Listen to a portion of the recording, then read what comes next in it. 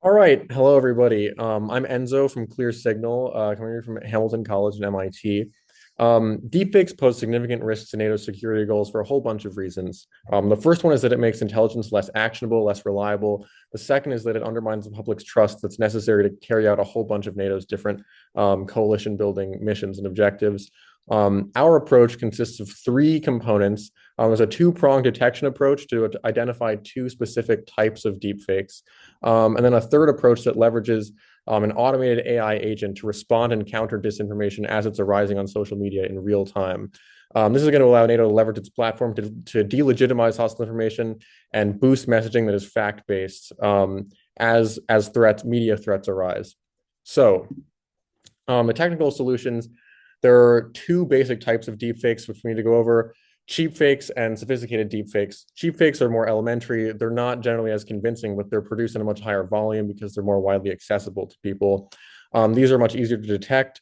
You can detect them through metadata analysis of the social posts. You can do texture analysis, frame sequence analysis, biometric and motion analysis, which is eye blinking limb movement. You can detect simple visual artifacts, things that a human could see were discrepancies in the visual in the way that something is being portrayed.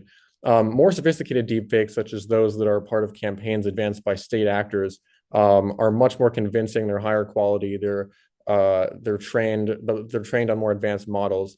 And so in order to combat this, you're going to need a more sophisticated mechanism for detection, which would involve looking for patterns in the way that visual content is developed through AI, which is produced through a generative adversarial network. And you can look for patterns in how the generative adversarial network is matching between its training data and the output data, and identify patterns in that to detect whether something is likely to have been produced in a GAN process. Another component of that might involve breaking down images into a histogram and identifying the distribution of pixels to look for patterns in AI versus real content there.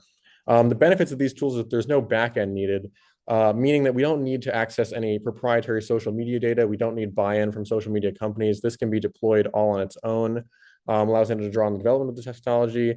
It uses publicly available data, so it's not encroaching on any private user data or anything that's possessed by social media companies that require their buy-in, as I said, and it's incredibly scalable.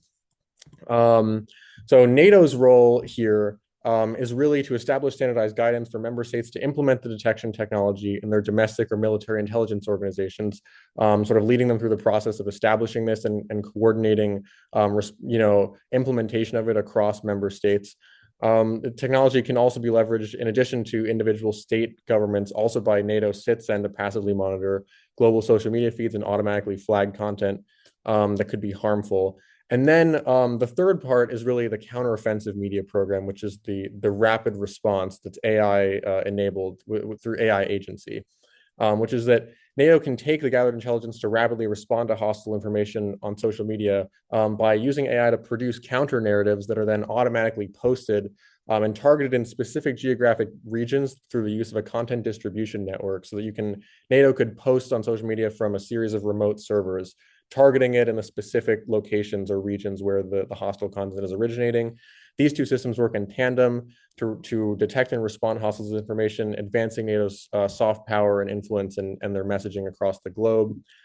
This is a brief overview of timeline and cost, which I don't have time to go over, but you can take a look at that. And thank you so much for listening.